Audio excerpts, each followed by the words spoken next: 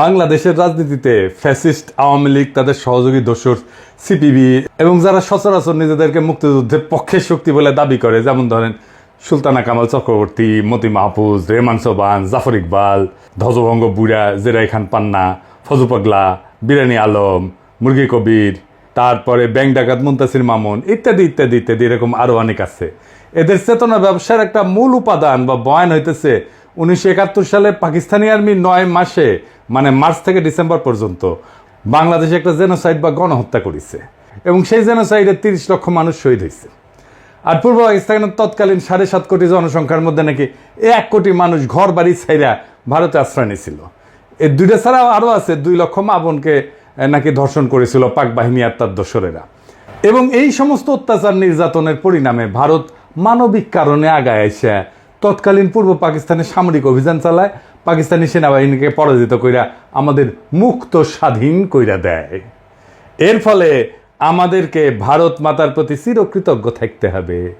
এখন এই ঘটনা যেগুলো বললাম, এগুলো যদি আসলেই সত্যি হয় তাহলে তো আমাদের আসলেই ভারত মাতার প্রতি চিরকৃতজ্ঞ থাকা উচিত। কিন্তু উপরে প্রত্যেকটা দাবি ডাহা মিথ্যা, একদম ডাহা মিথ্যা কথা। আমরা ভারত মাতার সোর্স থেকেই আজকের এপিসোডে প্রমাণ করে দেখাবো যে গণহত্যা আর 1 কোটি লোকের ভারতে আশ্রয় নেওয়ার দাবিগুলা ডাহা মিথ্যা।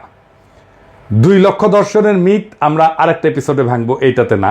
কারণ এই মিথের সাথে মুজিবের নিজের ভণ্ডামো যুক্ত হইয়া যে কয়জন ধর্ষিতা ছিল তাদের জীবনকে যে দুর্বিষহ করে দিছিল, এমনকি স্বাধীন বাংলাদেশে মুজিব সরকার, তাই এটার জন্য আলাদা এপিসোড করা দরকার। আজকের এপিসোডের মূল বিষয় হইতেছে 2 ধাপ্পাবাজি, 71-এর 30 লক্ষ শহীদ এবং ভারতে আশ্রয় নেওয়া 1 কোটি শরণার্থী। এখন প্রশ্ন হচ্ছে, যদি দাবিগুলো মিথ্যা হয়ে থাকে তাহলে এসব বয়ান প্রচার করলো কে, কেনই বা প্রচার করলো? তখনকার আন্তর্জাতিক মিডিয়ার সাংবাদিকরা ভারতের দিল্লি আর কলকাতাতে অবস্থান করে ঘটনাগুলো কভার করত। ভারতের মিডিয়া এবং ইস্টার্ন কমান্ড তাদেরকে যে সমস্ত প্রেস ব্রিফিং দিত তারা সেটাই পাবলিশ করত। ভারত মাতার মিডিয়া যে কি মাল সেটা তো আমরা আজকে হারে হারে টের পাইতেছি, তাই না? ফ্যাসিস্ট খুনি হাসিনা পতনের পর থেকে তারা এমন কোনো আজগুবি অতিরঞ্জিত খবর নাই যেটা বাংলাদেশের বিরুদ্ধে অপপ্রচারের অংশ হিসেবে পাবলিশ করে না। তো এই কাজে ভারতের লক্ষ্য কি ছিল? ভারতের লক্ষ্যই ছিল এই উপমহাদেশের মুসলমানদের মধ্যে যাতে কোনো মতে একটা ইউনিটি বা একতার বোধ না থাকে। এখানে একটা ব্যাপার খেয়াল করলে দেখবেন যে ভারত মাতা উপমহাদেশের যে ডাইভার্স বহুভাষী হিন্দুদের এক রাষ্ট্রে বসবাস করার মধ্যে কোনো গরমিল লক্ষ্য করে না। কিন্তু উপমহাদেশের বহু ভাষাভাষী মুসলমানরা যখন শক্তিশালী হইয়া একসাথে একটা রাষ্ট্র গঠন করে, তার বিরুদ্ধে সর্বশক্তি নিয়ে ঝাঁপায় পড়ে। এখনও দেখেন উপমহাদেশের বিভিন্ন মুসলমানদের মধ্যে দাঙ্গা হাঙ্গামা ফ্যাসাদ এগুলো লাগায় রাখে। এইটার একটা উপায় হইতেছে ভুয়া অর্থনৈতিক বৈষম্যের বয়ান সৃষ্টি কইরা দেশীয় হলুদ মিডিয়া দিয়া প্রচার করানো। বাংলাদেশি মুসলমানদের পাকিস্তানি মুসলমানদের ঘৃণা করতে শেখানো, পাঞ্জাবি মুসলমানদের ঘৃণা করতে শেখানো, বেলুচ মুসলমানদের ঘৃণা করতে শেখানো, এমনকি তাদের ভাষা উর্দুকে ঘৃণা করতে শেখানো। এখনও দেখবেন যে বিপদগ্রস্ত জাতি যারা একটা গণহত্যা থেকে পালায় বেঁচে বাংলাদেশে আশ্রয় নিছে, সেই রোহিঙ্গা জনগোষ্ঠী, রোহিঙ্গা মুসলমানদের বিরুদ্ধে ঘৃণা ছড়ানি, এটা চেতনাজীবীদের একটা অন্যতম প্রধান কাজ। আমরা আগের এপিসোডগুলোতে এইসব নিয়ে বিস্তারিত আলোচনা করছি। আর একটা গুরুত্বপূর্ণ প্রোপাগান্ডার কৌশল ছিল আজগুবি কাল্পনিক একটা অত্যন্ত অতিরঞ্জিত অবাস্তব নিহতের সংখ্যা ছড়ানো, যাতে মুসলমানদের মধ্যে চির দুশ্মনী আর ঘৃণা বজায় থাকে, মুসলমানরা যেন একে অপরকে ঘৃণা করে। বাস্তবে ভারতের এই কৌশল কাজও করেছে। আপনারা লক্ষ্য করলে দেখবেন 1971-এর চেতনাজীবীদের মতো ইসলামোফোব, ইসলাম বিদ্বেষী খুব বিরল দুনিয়াতে। যতগুলো ইসলামোফোব আছে সব কয়টা শতকরা 100% ভারতের 5 দালাল এবং আওয়ামী লীগের 71-এর চেতনাজীবী। এরা সবসময় 30 লক্ষের জেনোসাইড, 1 কোটি শরণার্থী, এইসব ব্যাপারে বয়ান টেনে না পরিবেশ ঘোলা করে সময় অসময়। আওয়ামী লীগের বাইসে থাকার অক্সিজেনে হইতেছে এই বয়ানগুলা।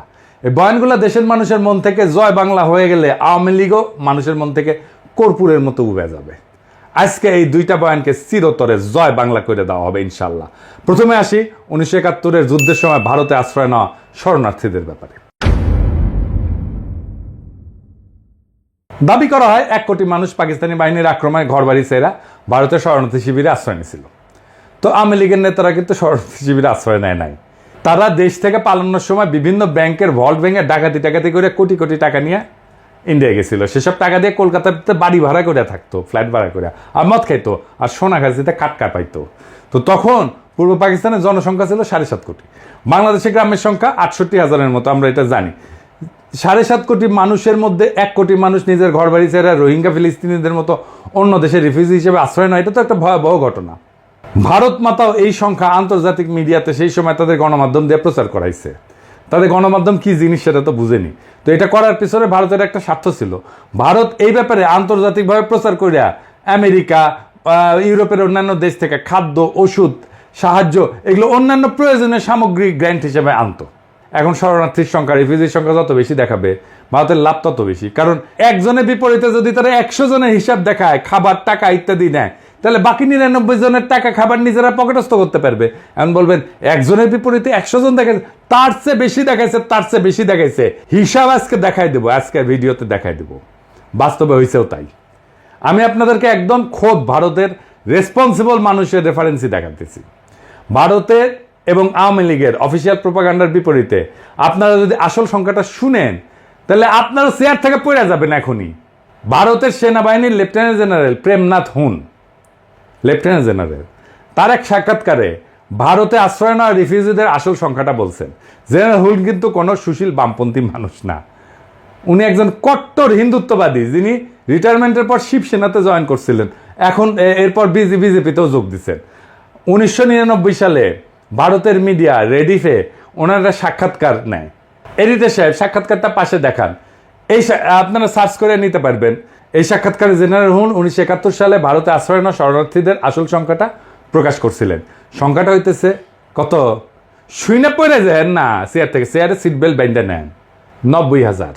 90,000, ঠিকই শুনেছেন, 90,000। কই 1 কোটি আর কই 90,000। বাংলাদেশে গ্রামের সংখ্যা 68,000। বাংলাদেশের অধিকাংশ জনগোষ্ঠী, মেজরিটি সংখ্যক গ্রামের কেউই ভারতে গিয়ে আশ্রয় নেয় নাই। গ্রামের সীমিত সংখ্যক ব্যক্তি ভারতে গিয়ে আশ্রয় নিয়েছিল। এখন কাঁঠালরানী পতনের পরই তো ফ্যাসিস্ট আওয়ামী লীগের দুর্বৃত্তরা, বিপ্লবী জনতার ধাওয়া খাইয়া প্রায় লাখখানেক দুর্বৃত্ত ভারতে গিয়ে আশ্রয় নিছে। কলকাতাত আওয়ামী লীগ আবার অফিস খুলিছে। আরো অনেক দুর্বৃত্ত পলাইতে গিয়ে বিপ্লবী জনতার হাতে ধরা গেছে। কালামানিক তো পলাইতে গিয়ে সর্বস্ব হারায় মনের দুঃখে কলা পাতের উপরে শুয়েছিল। 1971 সালে এখনকার চেয়ে কম সংখ্যক মানুষ ভারতে গিয়ে আশ্রয় নিয়েছিল। ভারত মাতা এবং আওয়ামী লীগের প্রোপাগান্ডা কিভাবে 90,000 1 কোটিতে রূপান্তরিত হয় দেখছেন। কাহিনী এখানে শেষ না।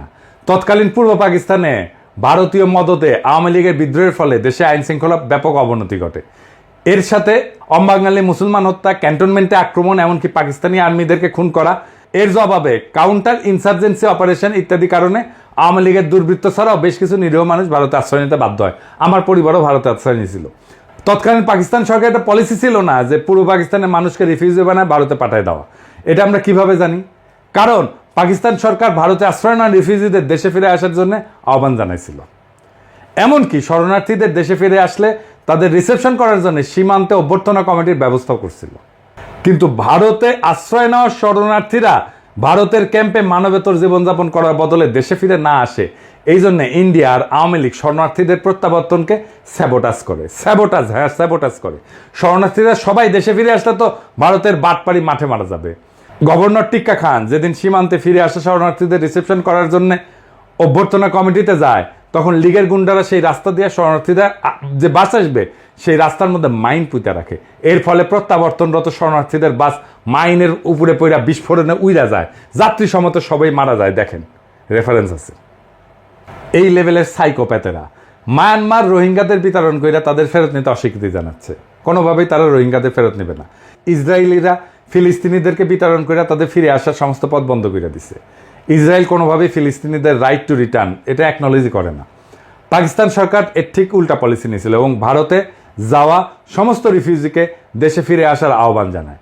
এমনকি সেপ্টেম্বর মাসে ইয়াহিয়া খান পূর্ব পাকিস্তানের সমস্ত বিদ্রোহীদের সাধারণ ক্ষমা ঘোষণা করে, যাতে তারা নির্ভয়ে দেশে ফিরে আসতে পারে। এইটা তো গেল ভারতের তথাকথিত 1 কোটি রিফিউজির কাহিনী। এইবার আসি দ্বিতীয় বিষয়ে, সবচেয়ে বড় বিষয়, 30 লাখ শহীদ। বিএনপি তাদের যে 31 দফা দিছে, সেখানে 22 নম্বর দফার এই ব্যাপারে তারা একটা প্রতিজ্ঞা করেছে। কি আছে সেখানে, আসেন দেখা যায়। অনেকগুলো দাবির মধ্যে এটা বলছে যে 71 সালে নিহত হওয়া মানুষের সংখ্যা এক্সটেন্সিভ সার্ভে করে বের করবে। তো এক্সটেন্সিভ সার্ভে কে করবে, কিভাবে করবে, সেটা পদ্ধতিগত স্বচ্ছতা কতটুকু থাকবে, এমস্ত ব্যাপারে একটু পরে আসতেছি। এর আগে 2015 সালের ডিসেম্বর মাসে বেগম খালেদা জিয়া এই ব্যাপারে একটা বক্তব্য দিয়েছিলেন। সেটা শুনে আওয়ামী লীগ আর সিপিবি বামদের মাথা খারাপ হয়ে গেছিল, চিল্লাপাল্লা শুরু করছিল। পারলে ওই দিনই খালেদা জিয়াকে জেলে নিয়ে যায়। খালেদা জিয়া বলছিলেন যে মুক্তিযুদ্ধের শহীদদের সংখ্যা নিয়ে বিতর্ক আছে, দেখেন এবং এডিটর সাহেব কথাটা শুনায় দেন। আজকে বলা হয় যে 1 লক্ষ লোক শহীদ হয়েছে, এইটা নিয়েও অনেক বিতর্ক আছে যে আসলে কত শহীদ হয়েছে মুক্তিযুদ্ধে, এটা নিয়েও বিতর্ক আছে, নানা বই হিসাব আছে। এখনো অনেকেই বলে, এমনকি যারা আওয়ামী লীগ বিরোধী তারাও বলে যে 71 সালে মুক্তিযুদ্ধ শেষে সোহরাওয়ার্দীর বডিগার্ড যখন 10ই জানুয়ারি 9 মাস পশ্চিম পাকিস্তান থেকে বাংলাদেশে ফিরে আসে, তখন সে এক বিদেশি সাংবাদিককে নিহতের সংখ্যা 3 লাখ বলতে গিয়ে ইংরেজিতে ভুলে 3 মিলিয়ন বলে। এরপর একবার বলে ফেলার পর সেটা বারবার রিপিট করতে করতে আন্তর্জাতিক মিডিয়াও আনক্রিটিক্যালি কোনো যাচাই বাছাই ছাড়াই সেই সংখ্যা বিভিন্ন জায়গায় কপি পেস্ট করে প্রিন্ট করে প্রচার করতে থাকে। কারণ এইটা সাংবাদিকতা পেশার একটা কমন বৈশিষ্ট্য যে সাংবাদিকরা এক জায়গায় পাবলিশ হওয়া রিপোর্ট কপি পেস্ট করে নিজেদের মধ্যে পাবলিশ করতে থাকে। আসল ইনভেস্টিগেটিভ সাংবাদিকরা ব্লাইন্ডলি কোনো রিপোর্ট কপি পেস্টের অভ্যাস ফলো করে না, সেই ব্যাপারে তদন্ত করে দেখে। এটা খালি বাংলাদেশে না, আমেরিকা সহ পাশ্চাত্যের মিডিয়াতেও হয়। ইনভেস্টিগেটিভ জার্নালিজমের আইকন ওয়াগারের পথ বালক না, ওয়াগারের পথ বালক না, এগুলো আইকন, মেলা আইকন আছে। সেমর হার্স নামে একজন বিখ্যাত ইনভেস্টিগেটিভ জার্নালিজমের আইকন আছে, এ ব্যাপারে অনেক লিখছেন এবং তার গ্রাউন্ড ব্রেকিং সব ইনভেস্টিগেশন রিপোর্ট যেগুলো সবগুলো মেজর নিউজ মিডিয়ায় আলসেমি করে কপি পেস্ট করে অসংখ্য বয়ানকে তথ্য প্রমাণ সহ রিপিউট করছে। এখন যারা বলে সোহরাওয়ার্দীর বডিগার্ড 3 লাখ বলতে গিয়ে 30 লাখ বলছে, তারা ওই 3 লাখ সংখ্যাটাই বা কোন সার্ভের ভিত্তিতে পাইছে? যদি এটা জিজ্ঞেস করেন এই ব্যাপারে কোনো জবাব পাবেন না। ঘুরে ফিরে কিছু পেপারে কপি পেস্ট করে কিছু আর্টিকেল বড় জোর দেখাবে, যেসব আর্টিকেলে কোথাও কোনো ধরনের ফিল্ড সার্ভের কোনো রেফারেন্স থাকে না। এখন এটা মানলাম যে সোহরাওয়ার্দীর বডিগার্ড মূর্খতা ছিল, তো কয়েকবার ফেল করে ক্লাস 10 পাস করছে, ম্যাট্রিক পরীক্ষায় নকল করে পাস করতো আর অন্যদেরকে নকল করতে উৎসাহ দিত। সে লাখকে ইংরেজিতে মিলিয়ন বলছে। এখন প্রশ্ন হচ্ছে 3 লাখ সংখ্যাটাও তো 30 লাখের মতোই ভিত্তিহীন, বাইরে একটা সংখ্যা। যারা এই সংখ্যা প্রচার করে তারাও তো আজগুবি একটা সংখ্যা প্রচার করে। এবার আসেন আসল সংখ্যা কত ছিল সেটা বের করা যাক। আস্তে আস্তে সব রেফারেন্স দেখাইতেছি, এবার আপনারা চেয়ার থেকে মাটিতে পড়ে যাবেন, হ্যাঁ, অথবা আপনাদের সোয়াল খুলে ঝুলে পড়বে। আসেন দেখি সেটা। প্রথমত 3 লাখ সংখ্যা নিয়ে একটা রেফারেন্স দেখাই। 71 সাল নিয়ে সবচেয়ে বেশি স্কলারলি বই হইতেছে লিসন আর রোজের। বইয়ের নাম হইতেছে war and secession, Pakistan, India and the creation of Bangladesh. 1991 সালে পাবলিশ হয় বইটা। এখানে 2 জন লেখক এই বইতে দেশগুলোর সমস্ত অফিসিয়াল ডকুমেন্ট রিভিউ করছেন এবং 3 দেশের 71 সালে ভূমিকা রাখা সব গুরুত্বপূর্ণ ব্যক্তিদের ইন পার্সন সামনাসামনি সাক্ষাৎকার নিয়েছেন। এই সমস্ত তথ্য প্রমাণ তারা বিশ্লেষণ কইরা এই বইটা লিখছেন। এটা অত্যন্ত গুরুত্বপূর্ণ একটা প্রামাণ্য বই। এই বইয়ের লেখকেরা 71 সালে বাংলাদেশে যুদ্ধের নিয়ন্ত্রণ করা 2 জন অত্যন্ত সিনিয়র ভারতীয় সাক্ষাৎকার নিয়েছেন, যেখানে তাদের জিজ্ঞেস করা হয় 71 সালে নিহত বাঙালির সংখ্যা কত। একজন ভারতীয় উত্তর দেয় 3 লাখ, কারণ সে টের পাইছিল এই ঘাঘু লেখকদের কাছে 30 লাখের মতো অবাস্তব হাস্যকর একটা সংখ্যা বেচা যাবে না। সে অন্য প্রচলিত সংখ্যা 3 লাখ বলে দেয় ফট কইরা। মজার ব্যাপার হচ্ছে ওই ভারতীয় যখন 3 লাখ বলে তার পাশে বসে থাকে আর একজন ভারতীয় তার দিকে কটমট করে তাকায়, সংখ্যা বাড়ায় এটা বোঝানোর জন্য। এরপর প্রথম ভারতীয় এক ধাক্কায় তার সংখ্যা বাড়ায় 5 লাখ বলে ফেলে, মানে মাথায় যা আসে সেটাই ফসাদ করে কয়া দেয়। তো ইন্ডিয়ান প্রোপাগান্ডা কি মাল সেটা তো আজকাল জাতি ভালো করে বুঝছে। মেনস্ট্রিম মিডিয়াগুলো পর্যন্ত একটা ঘটনার ছবি আর একটা ঘটনার ছবিগুলো চালায় দেয়। এইখানে লেখক 2 জন সেই ঘটনার বিবরণ লিখছেন এবং মতামত দিচ্ছেন, এবং হতাহতের সংখ্যা যাই হোক, এর মধ্যে অনেক প্রশ্ন আছে, যেমন কতজন যুদ্ধ করতে গিয়ে মারা গেছে, কতজন বিহারি ছিল, অবাঙালি মুসলমান ছিল, এর মধ্যে কতজন পাকিস্তানি বাহিনীর হাতে, কতজন ভারতীয় বাহিনীর হাতে, কতজন মুক্তি বাহিনীর হাতে মারা গেছে, বা পাকিস্তানি বাহিনীর কতজন মারা গেছে, রাজাকার কতজন মারা গেছে। এইবার আসি ইনভেস্টিগেটিভ ফিল্ড সার্ভে নিয়ে। ইনভেস্টিগেশনের আগে কিছু জিনিস ক্লিয়ার করা জরুরি। অধিকাংশ বাঙালি, বিশেষ করে বাঙ্গু, সুশীল, প্রগতিশীল, সামরিক ব্যাপারে একদম অজ্ঞ। এই জন্যই মুক্তিযুদ্ধ নিয়ে এত মিথ তৈরি করা গেছে। অজ্ঞ মানে একেবারে গণ্য মূর্খ সোদা। এমনকি যারা নিজেদেরকে ট্রেনিং প্রাপ্ত মুক্তিযোদ্ধা বলে দাবি করে তারা মূর্খ সোদা সামরিক ব্যাপারে। মুক্তিযুদ্ধের একদম সামরিক মিলিটারি বিশ্লেষণ আর অ্যানালাইসিস আমরা সামনের আর এক এপিসোডে করবো। এখন কইবা পারেন দাদা, ট্রেনিং প্রাপ্ত মুক্তিযোদ্ধারা কিভাবে সামরিক ব্যাপারে অজ্ঞ হয়? তারা তো বড় বড় ডায়লগ মারে, অস্ত্র জমা দিয়েছি, ট্রেনিং জমা দেই নাই। তো অস্ত্র আর ট্রেনিং, পুলিশ বা সামরিক ব্যাকগ্রাউন্ড ছাড়া কাউরে অস্ত্র হাতে দেন? কেউ যদি চালাইতে পারে, ধরতে পারে ঠিক মতো, আমরা এসে কইয়েন। পুলিশ, মিলিটারি বা ইপিআর ব্যাকগ্রাউন্ডের মুক্তিযোদ্ধাদের বাইরে সকল মুক্তিযোদ্ধাদের যে কত বেইজ্জত করছি তার হিসাব নাই। আমার লগে বসাই দেন, লাইভে আমি আজকে চ্যালেঞ্জ দিতেছি, আমি প্রমাণ করে দিব ওই অস্ত্রই ধরে নাই। আমি ওদের কি জিজ্ঞাসা জানেন, কি অস্ত্র ইউজ করতেন, কত ক্যালিবারের বুলেট ইউজ করতেন, ব্যারেল লেন্থ কত, ব্যারেল লেন্থ কইতে পারলে জিজ্ঞাইতাম কি কামে ইউজ করতেন, অ্যাকশন কি, বোল্ট পাম্প না সেমি অটো না ফুল অটো, রেট অফ ফায়ার কত, ইফেক্টিভ রেঞ্জ কত, ম্যাগাজিন ক্যাপাসিটি কত, এখানে কাট হয়ে যাবে। আমার সাথে লাইভে আসেন, কোন মুক্তিযোদ্ধা বেড়া আছেন আমার সাথে লাইভে আসেন। বাংলাদেশের সব টিভি চ্যানেলকে বললাম আমার লাইভ প্রচার করবেন। কোন মুক্তিযোদ্ধা যার যে পুলিশ না, ইপিআর না, যে মিলিটারির ব্যাকগ্রাউন্ড নাই, যে সাধারণ মানুষ মুক্তিযুদ্ধ ট্রেনিং করে অস্ত্র জমা দেই নাই কইছে, ওরে নিয়ে আসেন আমার সামনে বসে দেন। অস্ত্র ধরে নাই ওটা আমি প্রমাণ করে দেবো। ইন্ডিয়া যাদেরকে কি ট্রেনিং দিছিল সেটা আমি ইন্ডিয়ান জেনারেলদের বই থেকে রেফারেন্স দিয়ে দেখাইতেছি। ইস্টার্ন কমান্ডের chief of staff general Jacob তার বইতে কি লিখছে দেখেন। উনি বলছেন যে একদম আনট্রেন্ড, সামরিক ব্যাপারে পরিচিতি নাই এরকম মানুষদের মুক্তিবাহিনীতে এনরোল করা হতো। এদেরকে প্রপার ট্রেনিং দিয়ে কার্যকর করতে কমপক্ষে 3 মাসের ট্রেনিং দেওয়া লাগতো। সেইখানে তাড়াহুড়া করে 3 থেকে 4 সপ্তাহে ভুগি ঝুঁকি কিছু ট্রেনিং দিয়ে ছেড়ে দেওয়া হতো। এর ফলে এদের কার্যকারিতা সীমাবদ্ধ ছিল। জেনারেল লসমান সিং যিনি ইস্টার্ন ফ্রন্টের ডিভিশনাল কমান্ডার ছিলেন, উনিও একই কথা লিখেছেন। তার বইয়ের নাম victory in Bangladesh. Eastern commander general Lachhman Singh সরাসরি মুক্তিবাহিনীকে প্রোপাগান্ডার প্রেসে পাবলিশ হওয়া তাদের কার্যকলাপকে ফিকশনাল বলছেন। বলছে এই সমস্ত ইস্টার্ন কমান্ডার প্রোপাগান্ডা মেশিনের প্রচার। মুক্তিবাহিনীর মিত্ররাই তাদের নামে এইসব লেখে, এইসব কথা পাকিস্তানিরা লেখে নাই। আর আমাদের মুক্তিযুদ্ধের গল্প শোনান মিয়ারা। খোদ মুক্তিবাহিনীর ডেপুটি চিফ অফ স্টাফ একে খন্দকার তার বইয়ে হুবহু একই কথা লিখেছে। একে খন্দকারের এই বই লেখার পর আওয়ামী লীগ, জাফর ইকবাল, আনিসুল হকের পুচ্ছে আগুন লেগে গেছে। তার এডিট করতে হয়েছে বই, টেক্সট চেঞ্জ করতে হয়েছিল।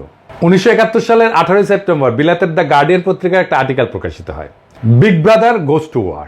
লেখক শাস্তিব্রত একজন ব্রিটিশ বংশোদ্ভূত ভারতীয় বাঙালি সাংবাদিক, যিনি ত্রিপুরাতে ভারতীয় ট্রেনিং শিবির ঘুরে দেখে এসে সেখানে মুক্তিবাহিনীর ট্রেনিং নিয়ে একটা রিপোর্ট করে।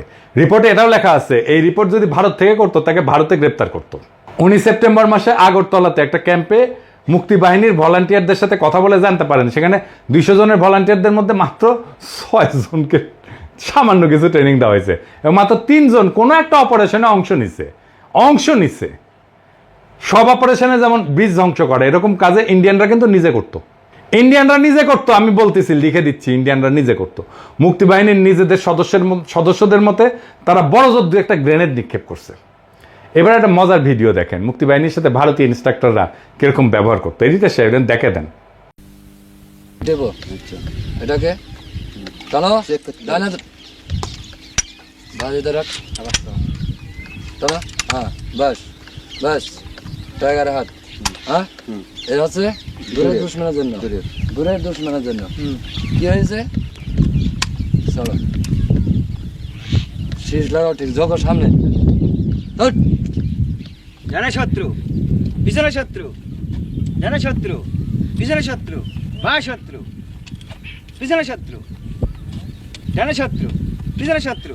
এই হচ্ছে জাফর ইকবাল, হুমায়ুন আহমেদ, আনিসুল হকের তৈরি করা মিথিক্যাল মুক্তিবাহিনীর আসল হাল। আর এটা নিয়ে ফজু পাগলা ধ্বজভঙ্গ বুড়া জেরে খান পান্না এসব শোনা গেছে মুক্তিযোদ্ধার মতো লাফালাফি। তা বাঙ্গু প্রগতিশীল যেহেতু সামরিক ব্যাপারে একদম লেজে গোবরে, এরা যেসব বয়ান বানায় সেগুলা কোনো reputable serious military scholar study করলে পাংচার করে দিতে পারবে এক মুহূর্তে। এবার আসেন আর একটা গুরুত্বপূর্ণ বিষয় নিয়ে আলাপ করি। 71 সালের যুদ্ধে ইস্টার্ন ফ্রন্টে পাকিস্তান আর্মির অর্ডার অফ ব্যাটেল কি ছিল? তাহলে কইবেন দাদা অর্ডার অফ ব্যাটেল কি? আমি এটা নিয়ে একটা সিরিয়াস বড় এপিসোড করেছি, আসিবে পরে, সেটা বুঝবেন মুক্তিযুদ্ধের অর্ডার অফ ব্যাটেল নিয়ে।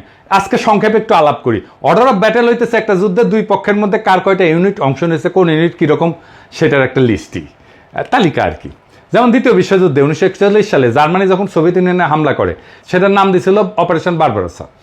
সেই অপারেশন বারবারোসা ছিল ব্যাপক একটা অভিযান, মিলিটারি ইতিহাসের সবচেয়ে বড় অভিযানগুলোর মধ্যে একটা। সেখানে জার্মান পক্ষে 141টা ডিভিশন অংশ নেয়। মাথায় রাখবেন 141টা ডিভিশন, 141টা ডিভিশন অংশ নেয়। সোভিয়েত পক্ষে জার্মানির এস্টিমেট ছিল 213টা ডিভিশন, একটা ডিভিশন প্রায় 15 থেকে 16,000 সৈন্য থাকে। 1971 সালে ইস্টার্ন ফ্রন্টে পাকিস্তান আর্মির অর্ডার অফ ব্যাটেল কি ছিল জানেন? ডিভিশন ছিল কয়টা জানেন? তিনটা, মাত্র 3টা। 14 ডিভিশন, 16 ডিভিশন আর 9 ডিভিশন। 14 ডিভিশন আগে থেকেই ছিল, মার্চের শেষ দিকে এপ্রিল মাসে পশ্চিম পাকিস্তান থেকে অতিরিক্ত 16 আর 9 ডিভিশন আসে ইস্টার্ন ফ্রন্টে। এই দুইটা ডিভিশন তাদের ভারী অস্ত্র মানে ভারী কামান টামান এগুলো পশ্চিম পাকিস্তানে রেখে আসে। তারা খালি লাইট উইপন্স মানে হালকা অস্ত্র মোটর এগুলো নিয়ে আসে। সামরিক পরিভাষায় ইস্টার্ন ফ্রন্টে তো আসলে ওয়ার ছিল না, যুদ্ধ ছিল না, এটা ছিল কাউন্টার ইনসার্জেন্সি অপারেশন। ভারত মাতা 1984 সালে পাঞ্জাবে যে অপারেশন ব্রুস্টার করছে না, ওই যে শিখ মন্দির দখল করার সময়, এটাও কাউন্টার ইনসার্জেন্সি অপারেশন ছিল। সেখানে খালি এক অমৃতসরে স্বর্ণ মন্দিরে হামলা করতে ভারতীয় সেনাবাহিনীর 3টা ডিভিশন ব্যবহার করছিল। 60-এর দশকের শেষ আর 70 দশকে অ্যান্টি নকশাল অপারেশনে ভারতীয় আর্মির পুরা ইস্টার্ন কমান্ড, যেটা আসলে পাকিস্তানের সাথে যুদ্ধ করছে, সেটাকে ইউজ করেছিল। সেটাও একটা কাউন্টার ইনসার্জেন্সি অপারেশন ছিল। এছাড়া ইরাক আর আফগানিস্তান যুদ্ধের প্রথম পর্যায়ে শেষ হওয়ার পরে আমেরিকান বাহিনী কাউন্টার ইনসার্জেন্সি অপারেশনই করছিল ওইখানে। ভিয়েতনাম যুদ্ধ আমেরিকা মূলত কাউন্টার ইনসার্জেন্সি অপারেশন করছে। এখন দ্বিতীয় বিশ্বযুদ্ধের সময় জার্মানি যে ইহুদিদের বিরুদ্ধে হলোকাস্ট করেছিল না, সেখানে 1941 থেকে 1945 5 বছরে 60 লাখ ইহুদি মারা যায়। আমরা আগেই দেখেছি যে জার্মানরা খালি ইস্টার্ন ফ্রন্টেই 141টা ডিভিশন ডেপ্লয় করছিল অপারেশন বারবারাসেতে। ইউরোপের অন্য দেশগুলোতে জার্মানির আরও 60টা ডিভিশনের মতো সৈন্য ছিল। জার্মানরা সমগ্র ইউরোপ থেকে ইন্ডাস্ট্রিয়াল স্কেলে ইহুদিদের রেজিস্টার করে ট্রেনে করে নিয়ে এসে কনসেন্ট্রেশন ক্যাম্পে জড়ো কইরা সেখান থেকে বিশাল বিশাল গ্যাস চেম্বারে ঢুকায় ব্যাস আকারে ইহুদিদের মেয়েরা বিশাল ইন্ডাস্ট্রিয়াল ফার্নেসে তাদের মৃতদেহ পুড়ায় ফেলতো। জার্মানরা জাতি হিসেবে হাইলি এফিসিয়েন্ট জাতি। জার্মানি তখন প্রথম বিশ্বের একটা ইন্ডাস্ট্রিয়াল দেশ ছিল, যাদের লজিস্টিক্যাল ক্যাপাবিলিটি ট্রিমেন্ডাস ছিল। এত এত মানুষ, সৈন্য, রসদ, এফিসিয়েন্সি, মুভ করানো চারটেখানি কথা না। তাও এত এফিসিয়েন্ট ইন্ডাস্ট্রিয়াল একটা জাতি 5 বছরে শত শত ডিভিশন সৈন্য আর তাদের ট্রিমেন্ডাস ইন্ডাস্ট্রিয়াল লজিস্টিক্স ক্যাপাসিটি ব্যবহার করে সারা ইউরোপ খুঁজে খুঁজে মাত্র 60 লাখ ইহুদি মারতে পারলো। আর পাকিস্তানের মতো একটা তৃতীয় বিশ্বের দেশ মাত্র 9 মাসের কাউন্টার ইনসার্জেন্সি অপারেশনে মাত্র 3টা ডিভিশন ব্যবহার করিয়া, কোনো বিশাল বিশাল গ্যাস চেম্বার, ইন্ডাস্ট্রিয়াল চুল্লি ব্যবহার না করিয়া 30 লাখ লোক মাইরা ফেলাইলো এবং লুকায় ফেলাইলো। গাঞ্জা না খাইলে নাকি প্রগতিশীল হওয়া যায় না। তো গাঞ্জারের নৌকা কোন পাহাড়তলিতে নিছিল দেখেছেন? কেউ প্রশ্ন করে নাই, কেউ প্রশ্ন করে নাই, কাউরে প্রশ্ন করতে দেয় নাই। এরাই প্রগতিশীলতা, এরাই মুক্তিযুদ্ধের চেতনা। বাঙ্গু প্রগতিশীলদের গোজামিল দেওয়া বয়ানকে যে কোনো মিলিটারি এক্সপার্ট অ্যানালাইসিস করলে জয় বাংলা করে দিতে পারবে। 2023 সালে গাজার যুদ্ধে ইসরায়েল প্রায় 2 বছর ধরে গাজার উপরে ব্যাপক এরিয়াল বোম্বিং করছে। গ্যাস চেম্বারের পর এরিয়াল বোমিং হচ্ছে সবচেয়ে বড় এফিশিয়েন্ট মেথড অফ জেনোসাইড। যুদ্ধ বিমান থেকে 1000 বা 2000 পাউন্ডের একটা বোমা একটা ঘনবসতিপূর্ণ এলাকায় ফেললে ব্যাপক ক্ষয়ক্ষতি হয়, অসংখ্য মানুষ হতাহত হয়। ভিয়েতনাম যুদ্ধের 10 বছরে 1965 থেকে 1975 পর্যন্ত চলছে। আমেরিকার রেকর্ড অ্যামাউন্ট এরিয়াল বোম্বিং করছে। সমগ্র দ্বিতীয় বিশ্বযুদ্ধে আমেরিকার মতো একটা ইন্ডাস্ট্রিয়াল জায়ান্ট, যারা যুদ্ধের সব ফ্রন্ট মিলায় জার্মানি, জাপান, ইতালি সবার বিরুদ্ধে মোট 21 লাখ টন বোম ফেলছে বিমান থেকে। সেখানে শুধু ভিয়েতনাম যুদ্ধে আমেরিকা কত বোম্বিং করছে জানেন? কত করছে বোম্বিং? 70 লাখ টন। সেটা করার পরে ভিয়েতনামের সিভিলিয়ান ক্যাজুয়ালিটি ছিল 3 থেকে 4 লাখ। ভিয়েতনামও বাংলাদেশের মতো একটা ঘনবসতিপূর্ণ দেশ। ইসরায়েল গাজার মতো ঘনবসতিপূর্ণ একটা জায়গাতে প্রায় 2 বছর ধরে ব্যাপক এরিয়াল বোম্বিং কইরা প্রায় সব বিল্ডিংকে ধ্বংসস্তূপে পরিণত করছে। আপনারা দেখছেন চোখের সামনে। এরপরেও গাজার হেলথ মিনিস্ট্রির হিসাবে গাজাতে 2 বছরে নিহতের সংখ্যা 70,000-এর মতো। প্রথম বিশ্বযুদ্ধের পর সবচেয়ে ব্লাডিয়েস্ট রক্তাক্ত যুদ্ধ ছিল ফ্রান্সে ভার্ডুনের যুদ্ধ। এই যুদ্ধ 1916 সালের 10 মাস ধরে সংগঠিত হয়। 10 মাস ধরে 12 লাখ জার্মান আর 11 লাখ ফরাসি সৈন্য রিলেটিভলি একটা অত্যন্ত ছোট এলাকায় জড়ো হয়ে ক্রমাগত আক্রমণ প্রতি আক্রমণ করতে থাকে। 2 দেশই শিল্পোন্নত, প্রথম বিশ্বের দেশ, বিশাল ইন্ডাস্ট্রিয়াল আর লজিস্টিক্যাল ক্যাপাসিটি। ভার্ডুনে জার্মানরা প্রথম দিন ফরাসি পজিশনে 10 লাখ আর্টিলারি শেল নিক্ষেপ করছিল। 10 লাখ, 1-2 হাজার না, 10 লাখ একদিনে। পুরা যুদ্ধের 2 পক্ষ মিলে 4 থেকে 5 কোটি খালি আর্টিলারি শেল নিক্ষেপ করছে। কত কোটি কোটি রাউন্ড রাইফেল আর মেশিন গানে গুলি খরচ করছে সেটার তো হিসাবই নাই। ভার্ডুনের যুদ্ধে জার্মান সৈন্য ক্যাজুয়ালিটি বা নিহত হয়েছে 1.5 লাখ, ফরাসি হতাহতের সংখ্যা 1.5 লাখের মতো। সেখানে পাকিস্তান পুরা 9 মাসের কাউন্টার ইনসার্জেন্সি অপারেশনে কোথাও কোনো ধরনের এরিয়াল বোম্বিং না কইরা 30 লাখ বা 3 লাখ মাইরা ফেললো। এই কোদা দড়ি ফেলাও বায়া উঠে যায়। ওই মূর্খ সোদা বাঙ্গু প্রগতিশীলদের এই সমস্ত বয়ান শুনলে আসমানে উঠে যেতে ইচ্ছা করে। এবার আসি, তাহলে কি 71 সালের নিহতের সংখ্যা নিয়ে কোনো ইনভেস্টিগেটিভ জার্নালিজমের রিপোর্টই নাই? সৌভাগ্যক্রমে আছে, এবং সেই রিপোর্ট একদম রেফারেন্স ডিভাস্টেটিং একটা রিপোর্ট রে ভাই। হ্যাঁ, উইলিয়াম ড্রামন্ড, যিনি একজন বিখ্যাত আমেরিকান সাংবাদিক, এই ড্রামন্ড সাহেব এখনো বেঁচে আছেন, যে কেউ তার থেকে এটা ভেরিফাই করতে পারবেন। উনি ইউনিভার্সিটি অফ ক্যালিফোর্নিয়া বার্কলের প্রফেসর বর্তমানে। পেশাগত জীবনে লস অ্যাঞ্জেলস টাইমসের সাথে ছিলেন ডেমোক্রেট। প্রেসিডেন্ট জিমি কার্টারের সময় উনি অ্যাসোসিয়েট প্রেসের সেক্রেটারি ছিলেন। অত্যন্ত সম্মানিত রেসপেক্টেড একাডেমিশিয়ান এবং জার্নালিস্ট। 1972 সালের 6 জুন বিলাতের গার্ডিয়ান পত্রিকা ঢাকা থেকে পাঠানো ওনার সেই রিপোর্টটা ছাপে। রিপোর্টের নাম ছিল দ্য মিসিং মিলিয়ন্স। ড্রামন্ড যুদ্ধের পর বাংলাদেশের গ্রাম পর্যায়ে অসংখ্যবার ভ্রমণ কইরা গ্রামের মানুষজনের সাথে এই ব্যাপারে কথা বলেন। এছাড়া সরকারি বিভিন্ন মানুষের সাথেও ব্যক্তিগতভাবে কথা বলেন। উনি লিখছেন ইংরেজিতে, মাই judgement based on numerous trips around Bangladesh and extensive discussion with many people at the village level as well as in the government is that 3 million death figure is an exaggeration so gross as to be absurd. তার মানে উনি বলতেছেন যে আমি বিভিন্ন সরকারি লোক এবং গ্রামের লোকদের সাথে আলাপ সালাপ কইরা যেটা বুঝতে পারছি যে এই 30 লক্ষ নিহতের সংখ্যা এত বেশি বাড়ায় বলা যেটা এটা অসম্ভব এবং ভুয়া একটা সংখ্যা। এরপরে উনি মুজিবের নিহতের সংখ্যা নিয়ে একটা সার্ভের কথা প্রকাশ করেন। মুজিব 72 সালে দেশে এসে 30 লাখ নিহত বলার পর একটা সরকারি উদ্যোগ নিয়েছিলেন নিহতদের আসল সংখ্যা বের করা। স্বরাষ্ট্র মন্ত্রণালয়ের অধীনে দেশের তৎকালীন পুলিশের ইন্সপেক্টর জেনারেলকে দায়িত্ব দেওয়া হয় যে প্রত্যেক থানায় পুলিশের মাধ্যমে একটা রিপোর্ট পাঠাইতে। ওই থানায় 9 মাসে পাকিস্তান আর্মির হাতে নিহত মানুষের সংখ্যা কত এবং সেগুলো যোগ করে কত আসে। মুজিব সেই রিপোর্ট আসলে সংখ্যা দেখে স্বাভাবিকভাবেই সেটাকে ধামাচাপা দেয়। বিল ড্রামন্ড একদম সরকারের ভেতরের থেকে সেই রিপোর্ট দেখে সেটা সংখ্যা প্রকাশ করে। সংখ্যাটা কত? কত সংখ্যাটা? আসল সংখ্যা শুনলে ভিমরি খাইবেন না, চেয়ার থেকে পড়ে যাবেন এক্ষুনি। কত? 3 লাখ, 1 লাখ, 30,000, 10,000? না, কোনোটাই না। 2,000, 2,000, 2,000। জি হ্যাঁ, ঠিকই শুনেছেন, 2,000। এই রিপোর্টটা এখনো আছে, যে কেউ নিজের চোখে সেটা পড়ে নিতে পারেন, স্পষ্ট লেখা আছে। ইংরেজি যেহেতু কইছে সেহেতু ঠিকই কইছে। Since the 3rd week of March when the Inspector General's office in Bangladesh Home Ministry began its field investigations, there have been about 2,000 complaints from citizens about death at the hand of Pakistani army. তার মানে সারা বাংলাদেশে পুলিশের কাছে পাকিস্তানি আর্মির হাতে মারা গেছে এরকম অভিযোগ জমা পড়ছিল মাত্র 2,000 জনের। ড্রামন্ড এখনো বেঁচে আছেন, তার থেকে এটা কনফার্ম করতে পারবেন। এখন তাইলে আমাদের করণীয় কি? কিভাবে আমরা আজকে বর্তমানে একটা ডিটেল কম্প্রিহেন্সিভ ফিল্ড সার্ভে করে এই ব্যাপারে চিরতরে মীমাংসা করে আওয়ামী লীগের জন্মের মতো জয় বাংলা করতে পারি?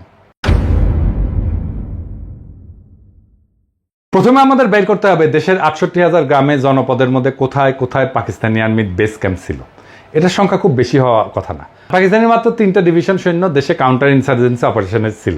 এরপরে বের করতে হবে 9 মাসে পাকিস্তান আর্মি দেশে কয়টা গ্রামে কখন কবে রেড দিছে। পাকিস্তানও এই ব্যাপারে আমাদেরকে হেল্প করতে পারে, চাইলে তারা করবে। আমরা দরকার হলে ক্রস চেক করে নেব কতজন সৈন্য সেই রেডে অংশ নিছে। সেটা কি একটা স্কোয়াড মানে 9 থেকে 10 জনের ইউনিট ছিল, নাকি একটা প্লাটুন ছিল মানে 30 থেকে 35 জনের? কতক্ষণ ছিল, কতজনকে ওই গ্রামে গুলি করে মারছে, তাদের অ্যামিনেশনের হিসাবপত্র আছে কিনা, কতগুলো অ্যামিনেশন খরচ হয়েছে। এইসব ব্যাপার বের করা তো খুব কঠিন কোনো কাজ না, কারণ বাংলাদেশের মতো ঘন পরিস্থিতিপূর্ণ ভূখণ্ডে একটা গ্রামে আর্মি অপারেশন চালায় কিছু মানুষ মেরে চলে যাওয়ার পর বাকি সবাই ফিরে এসে নিহতদের দাফন কাফন করতো, হিন্দু এলের লাশ সনাতন রীতিতে সৎকার করতো। আই উইটনেস এবং সার্ভাইভারদের কাছ থেকে একদম পিন পয়েন্ট নিহতের সংখ্যা নিয়ে 9 মাসে সবগুলো এলাকার নামের পাশে নিহতের সংখ্যা লিখে যোগ করে মোট সংখ্যা বের করা খুব কঠিন কিছু কাজ কি না, করো না। কিন্তু এটা করবে না কেন? কারণ এই যে ফাপড় নেওয়া এটা তো ফাঁস হয়ে যাবে, মিছা কথা ফাঁস হয়ে যাবে। এই কাজ এখনো করা সম্ভব, কারণ 71 সালে জীবিত প্রাপ্তবয়স্ক বহু মানুষ এখনো জীবিত আছে। এরকম রেড প্রত্যেক গ্রামে তো হয় নাই। দেশে 68,000 গ্রামের মধ্যে অতি অল্প সংখ্যক গ্রামেই হয়েছে। তার উপরে এক গ্রামে বড়জোর একবার কি 2বার এরকম রেড হয়েছে। পুরো ব্যাপারটায় একটা ক্রোনোলজিক্যাল রিকনস্ট্রাকশন করতে হবে। ক্রোনোলজিক্যাল রিকনস্ট্রাকশন মানে দিন, সময়, সপ্তাহ অনুযায়ী পুরো 9 মাসের ঘটনাকে রিকনস্ট্রাক্ট করা এইভাবে সম্ভব। এটা করা হইলে কমন সেন্স আর ইনভেস্টিগেটিভ সব রিপোর্ট অনুসারে পাকিস্তান আর্মির কাউন্টার ইনসার্জেন্সির আসলে নিহতের সংখ্যা কয়েক হাজারে নেমে আসবে, আমি শিওর। এরপর সেই তদন্ত খালি বাঙালি না, ভারতীয় আওয়ামী সন্ত্রাসীরাতে যত অবাঙালি মুসলমান মারা গেছে তার পুঙ্খানুপুঙ্খ তদন্ত করে সেটাও বের করতে হবে। দুটো সংখ্যাই কম্পেয়ার করে ঠিক করা হবে কে আগে কার কাছে মাপ চাইবে। এই তদন্ত শেষ হওয়ার আগে কেউ কারো কাছে ক্ষমা চাওয়ার প্রশ্নই ওঠে না। পররাষ্ট্র সচিব জসিম খুব লাফাইছিল পাকিস্তানে ক্ষমা চাওয়া নিয়ে। আবার পাকিস্তানের টিম আসতেছে, এবার ক্ষমা চাওয়া বাল সালে এই আলাপ যে তুলবে না তার পাশার ফালস আমরা সব উঠায় ফেলা হবে যদি বেশি ফালাফালি করে, বাটাম একেবারে খুলে ফেলাম এবার যদি কেউ এই আলাপটা তোলে। একবার যদি মুক্তিযুদ্ধের চেতনার কুরকুরে নিয়ে ওঠে তাদের, বিএনপি যেহেতু তাদের 31 দফার মধ্যে এই পয়েন্ট ইনক্লুড করছে, আল্লাহ চায় তো ভবিষ্যতে যদি তারা নির্বাচনে জিতে ক্ষমতায় আসে, চান্স যদিও কম, যাই হোক, হ্যাঁ, তাহলে এইটা বাস্তবায়ন করুক। তারা কিভাবে বাস্তবায়ন করবে? যদি কোনো আমলা বা সচিবকে দিয়ে এটা কমিটি বানায়, দায় সারা অস্বচ্ছ তদন্ত চালায় রিপোর্ট দেয়, সেটা অবশ্যই আমরা প্রত্যাখ্যান করব। এখন বিএনপিতেও তো চেতনাজীবীতে ভৈরা শেষ, তার মধ্যে সব চেতনার দালালরা ঢুকে বসে আছে। যদি কোনো সুশীল বিএনপি বুদ্ধিজীবী চেতনাজীবী ধরিয়ে না কমিটি বানানো হয়, সেটাও আমরা প্রত্যাখ্যান করব। এই ব্যাপারে সবচেয়ে বেশি গুরুত্বপূর্ণ যেটা, সেটা হচ্ছে ফিল্ড ইনভেস্টিগেশনের স্বচ্ছতা। বাংলাদেশের আমলা, বিশ্ববিদ্যালয়, শিক্ষক, এইসবের যা হজবরল অবস্থা, তাদের দিয়ে এই ম্যাগনিটিউডের কোনো কাজ স্বচ্ছভাবে দ্রুত এফিসিয়েন্টলি করার প্রশ্নই ওঠে না। ওই এফিসিয়েন্সি বাংলাদেশের নাই এখন। এটার জন্য একমাত্র সমাধান হচ্ছে একটা ওয়েল রেসপেক্টেড আন্তর্জাতিক কমিশনকে বাংলাদেশে ডেকে আনা, তাদের দিয়ে ফিল্ড সার্ভে করা, ইনভেস্টিগেশন করানো। কারা থাকবে সেই কমিশনে? সেখানে সামরিক যুদ্ধ, মিলিটারি অপারেশনের ব্যাপারে অভিজ্ঞ, একটা অপারেশন ডিটেলস বর্ণনা শুনে সেখানে কীরকম ক্যাজুয়ালিটি হয়, সার্ভাইভার আই উইটনেসদের সাথে কথা বইলা আসল ঘটনা রিকনস্ট্রাক্ট করতে পারে এরকম লোক। এই সমস্ত ব্যাপারে যারা এক্সপার্ট, তারাই সেই কমিশনে থাকবে। এখন প্রশ্ন করতে পারেন, কে কে এই সমস্ত ব্যাপারে expert?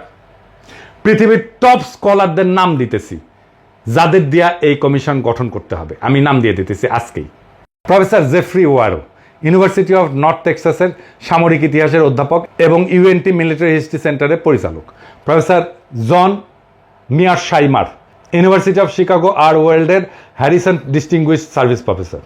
Professor Benny Morris, Ben Gurion university নেগেভের মধ্যপ্রাচ্য স্টাডিজ বিভাগের ইতিহাসের অধ্যাপক। প্রফেসর উইলিয়াম ড্রামন্ড, যার কথা আগে বলছি, UC Berkeley graduate school of জার্নালিজমের সাংবাদিকতার অধ্যাপক। Professor Christopher Andrew, university of কেমব্রিজের আধুনিক এবং সমসাময়িক ইতিহাসের এমিরেটাস অধ্যাপক। প্রফেসর টম নিকলস, অবসরপ্রাপ্ত স্ট্র্যাটেজি অধ্যাপক, ইউএস নেভাল ওয়ার কলেজ। এরা প্রত্যেকেই তাদের ফিল্ডের টপ স্কলারদের মধ্যে একজন। প্রত্যেকের একাডেমিক আর রিসার্চ ইন্টিগ্রিটি আনকোয়েশ্চেনেবল। এরা যৌথভাবে কোনো তদন্তের ওপিনিয়ন দিলে সেটা সমস্ত আন্তর্জাতিক গণমাধ্যম, যেমন ধরেন নিউ ইয়র্ক টাইমস বলেন, গার্ডিয়ান বলেন, ওয়াল স্ট্রিট জার্নাল বলেন, ওয়াশিংটন পোস্ট বলেন, দ্য টেলিগ্রাফ বলেন, লোমন্দ বলেন, সবাই সেটা বড় করে হেডলাইন নিয়ে ছাপবে এবং পজিটিভ রিভিউ দিবে। এদের ফিল্ডে করা কাজকে আন্তর্জাতিক মহলে ভারত আওয়ামী মার্কা ছাত্রী বাদে আর কেউ প্রশ্নই তুলবে না। এইভাবে যদি একটা স্বচ্ছ ট্রান্সপারেন্ট আন্তর্জাতিক স্কলারদের নিয়ে গঠিত কমিশন দেওয়া তদন্ত করানো হয়, সেটা ভারতীয় আওয়ামী বয়ানের ধুতির কাঁচা টাইনা খুলে দেবে। ভারত আওয়ামী লীগ বয়ান যেটা সৃষ্টি করা হয়েছিল উপমহাদেশের মুসলমানদের মধ্যে যাতে আজীবন শত্রুতা তিক্ততা বজায় থাকে, যাতে তারা কখনো একতাবদ্ধ হইয়া এই অঞ্চলের ভারতীয় আগ্রাসন মোকাবেলা করতে না পারে, সেটা চিরতরে জয় বাংলা হইয়া যাবে। ভারত মাতা আওয়ামী লীগ আর তাদের বয়ান নতুন বাংলাদেশের ইতিহাসে আস্থা করে নিক্ষেপিত হবে। নতুন বাংলাদেশকে এই সত্যভিত্তিক ইতিহাসেই শক্তি দেবে, যেখানে মিথ্যার স্থান হবে না, আর সত্যের উপরে জনগণের আস্থা হবে আগ্রাসন প্রতিরোধের সবচেয়ে বড় অস্ত্র। ইনশাআল্লাহ জয় হবে সত্যের, আর ইতিহাস লেখা হবে। এই প্রজন্ম মিথ্যার শিকল ভেঙে সত্যকে মুক্ত করছিল, আবার সেই সত্যকে সে মুক্ত করবে। ইনকিলাব জিন্দাবাদ।